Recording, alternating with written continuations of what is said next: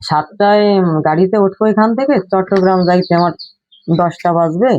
11টার দিকে আমি চট্টগ্রাম থেকে রওনা দেবো। 1টা 2টা আমার বাঁচতে পারে, আমি একটু বাসায় আসতে পারি। এই কথাটা আমার তখন বললো। এবার আমি 11টায় ফোন দিছি, আর ও দিছে মনে হয় 10টা 10টা 10:30টায় ফোন দিছিল ও। ওরে বলছে যে আমি 10টার ভিতরে চট্টগ্রাম পৌঁছায় যাবো, এটা বলছিল ওরে। কিন্তু আমি বৌমা তার মতো করে ফোন দেয়, আমি আমার মতো করে ফোন দিই। 11টা 10 বাজে তখন আমি ফোন দিছি যে বাবা তুমি কোথায়। ও বলতেছে মা চট্টগ্রাম থেকে 11টায় গাড়ি ছাড়ছে, আমার রাত হবে 1টা 2টা বাজবে, 1টা 2টা বাজবে আসতে। তখন আমি তো নিরিবিলি হয়ে রয়েছি যে 1টা 2টা, ও ওরকম 1টা 2টার সময় ঢাকা থেকে বাড়ি আসছে, এরকম করছে ও রাত্রে। আমি তো নিরিবিলি রয়েছি। আমি রাত্রে 11:30টার পর আমি ভাত রান্না করছি, বৌমা পনির রান্না করছে। আমার পয়লা বৈশাখে ওই দিনে ওইখানের একটা নিয়ম আছে যে এর ঘরে ও মিষ্টি দেয়, ওর ঘরে মিষ্টি দেয়। আমার 2 ঘরেতে মিষ্টি দিয়ে গেছে, একটা মিষ্টি খুবই সুস্বাদু মিষ্টি। আমি সেই মিষ্টিটা আমরা অর্ধেক খেয়ে তারপর ওর জন্য আমি ডিপে রেখে দিয়েছিলাম। সেই মিষ্টিটা আমি বার করে রাখছি, যে ছেলে আসতেছে আমি মিষ্টিটা বার করে রাখি। আবার আর এক বাসা থেকে, ফ্ল্যাট থেকে 3টে মিষ্টি দিয়ে গেছিলাম, 3জন বাসায় ছিলাম। আমরা বৌমার আমি একটা মিষ্টি ভেঙে খেয়ে আমার স্বামীকে একটা মিষ্টি দিছি, আর একটা মিষ্টি আমার এই বৌমা বলতেছে যে একটা মিষ্টি ওর জন্য রাখে দাও, ও তো মিষ্টি পছন্দ করে, ভালো ভালো মিষ্টি একটা রাখে দাও ওর জন্য। ওই একটা মিষ্টি আমি রাখিয়ে দিছি।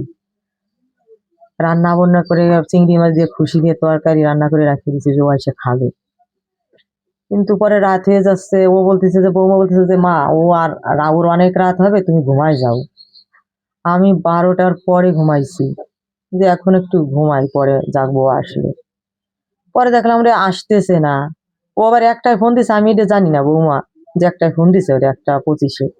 এখন 2টা বেজে গেছে রাত, ওর বাবা আর বলতেছে এই 2টা বেজে গেল, সে তো আসলো না। আমি তখন ঈদে উঠছি যে 2টা বেজে গেলে এখন আসলো না। 2টা 8 বা 10 আনুমানিক এরকম বাজে, আমি তখন ফোন দিছি। ফোন দেওয়ার পরে বলছে, বাবা কোথায় তুমি, এখনো আসতেছো না।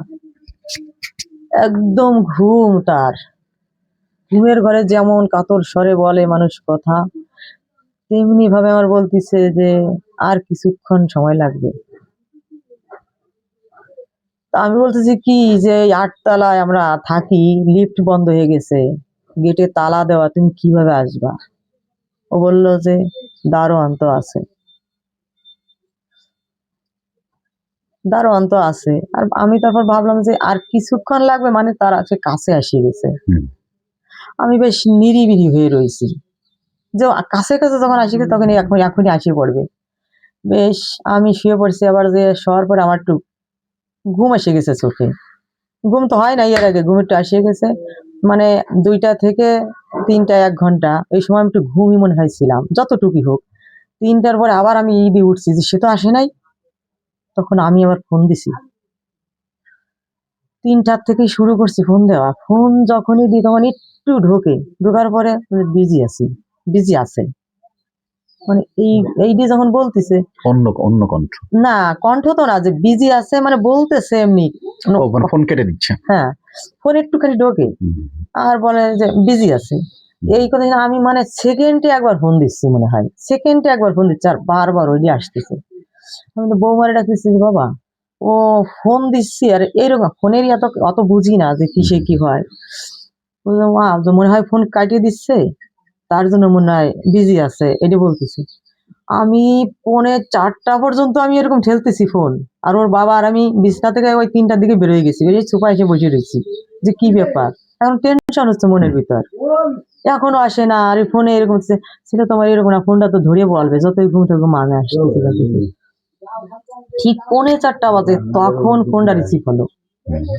ফোনটা রিসিভ হওয়ার পরে বলতেছে যে ঘুমাইতেছি আইতেছি। এই কথা শুনে আমি তখনই হৃদয়ে মানে ছুঁয়ে গেছে যে আমার ছেলের সাথে একটা খারাপ কিছু হয়েছে। এই ভাষা তো আমার ছেলের না, এই যে আইতেছি ঘুমাইতেছি,